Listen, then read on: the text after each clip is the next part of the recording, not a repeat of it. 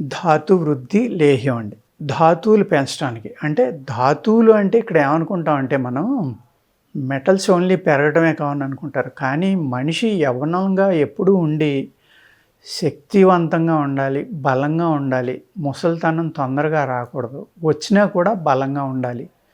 ముసలితనం వల్ల వంగిపోవటం గానీ, నీరసంగా ఉండటం గానీ, బలం తగ్గిపోవటం గానీ ఇటువంటివి లేకుండా ఉండాలి అంటే ఈ ధాతు వృద్ధికర ఔషధం చక్కగా పనిచేస్తుందండి. లేహ్యం అన్నమాట ఇది. అదేవిధంగా చాలామందికి ఇవాళ నిద్రలేమి అనేది ఉంది. నిద్ర పట్టట్ల. నిద్ర కోసం అనేక రకాల మందులు మింగటం, వ్యాయామం చేయటం, ఎన్నో రకాల ప్రయత్నాలు చేస్తూ ఉంటారు. అటువంటి ఏమీ అక్కర్లేకుండా చక్కగా మీరు దీనిని 4 పీనట్ సైజు అంటే 4 పల్లి గింజలంతా తీసుకుని నోట్లో పెట్టుకుని నవ్వులుతా ఏ పాలైనా పర్వాలేదండి. కానీ ఇండియన్ కౌ మిల్క్ అయితే అంటే మన దేశీయ ఆవు అంటాం కదా, ఏదైనా కానీ మన భారతదేశంలో ఉన్న మూవపురం ఉన్న ఆవు యొక్క పాలు తీసుకుంటే చాలా బాగా నిద్ర పడుతుందండి. అట్ ద సేమ్ టైము విపరీతమైన బలం అనమాట. ఎవరికైతే నరాల నీరసం ఉందో, ఎవరికైతే నీరసం వల్ల కాళ్ళు లాగటం, చేతులు లాగటం ఇలాంటి ఇబ్బందులు ఉన్నాయో వాళ్ళు, నరాల వీక్నెస్ ఉన్న వాళ్ళు అయితే దీనిని బ్రహ్మచర్యం పాటిస్తా ఒక 15 రోజులు తీసుకుని ఒక నెలకు వస్తుందండి ఈ సీసా.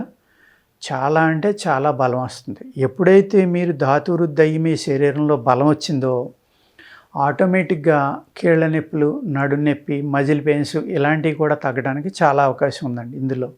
యవ్వనంలో ఉన్న వాళ్ళు కనుక తింటే చాలా మంచి రిజల్ట్స్ వస్తాయి. స్త్రీ పురుషులు ఇద్దరు కూడా తీసుకోవచ్చు.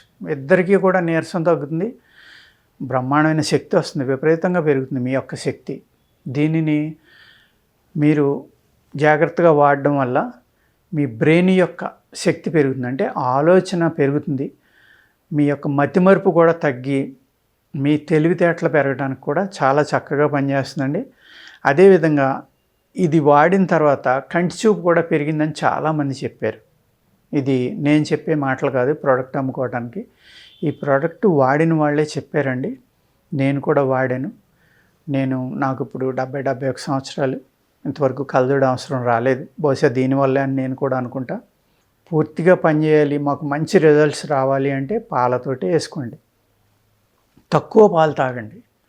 కనీసం ఒక 50 ml అయినా ఒక్క గుట్టగా. మందు ఎలా అయితే తింటున్నారో ఆ మందులేగా పాలు కూడా మందు అనుకుని 1-2 గుటకలు వేయండి. వేస్తే చాలా అద్భుతంగా ఈ ధాతు వృద్ధి లేహ్యం అనేది పనిచేస్తుందండి.